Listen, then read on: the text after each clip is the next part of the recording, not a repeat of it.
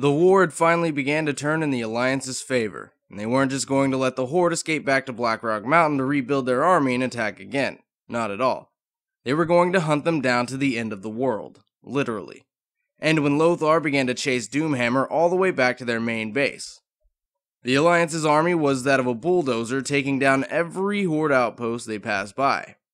Most importantly, one right outside of a little dwarven town called Ironforge located in Dun Morogh, where the Alliance recruited the Ironforge dwarves and the Gnomeregan Gnomes, officially, into the Alliance. The Alliance eventually arrived at Blackrock Mountain and went into siege mode. The goal was to completely obliterate the remainder of the Horde. But Anduin Lothar wasn't an arrogant fool. He knew there was no guarantee that they would win, and if they were going to, it would be a long and hard battle to the end. But neither was Doomhammer. He knew that if they lost this battle, it would be the end of the Horde as he knew it. So the battle began, and after a while it became clear to Doomhammer that unless he did something, they would surely lose. And so he did something. Orgrim scanned the battlefield looking for one man, the Lion of Azeroth himself, Anduin Lothar.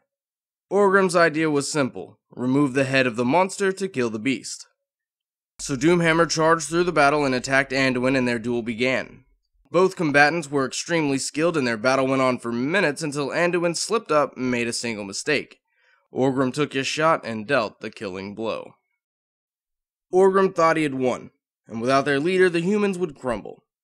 But as an alien, he knew nothing about the true power of humans, how united they were as a race, and that they weren't stupid sheep who would be lost and confused without their herder. That turned out to be the biggest mistake anyone had made in this entire war.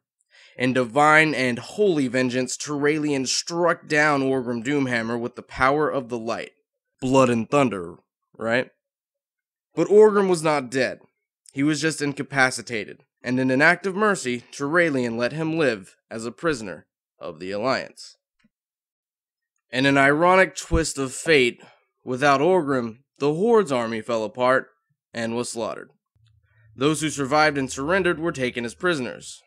The Second War came to a close, and all the Alliance had to do now was mop up the few remaining Horde survivors. Little did they know how challenging that would be. Just as like an extra bonus, I thought I'd throw this in. If World of Warcraft took place during the Second War, the 4 races that you would have been able to choose from on the Horde side would have been orcs, ogres, forest trolls, and goblins. And on the Alliance side, it would have been humans, dwarves, gnomes, and high elves. Just something to think about.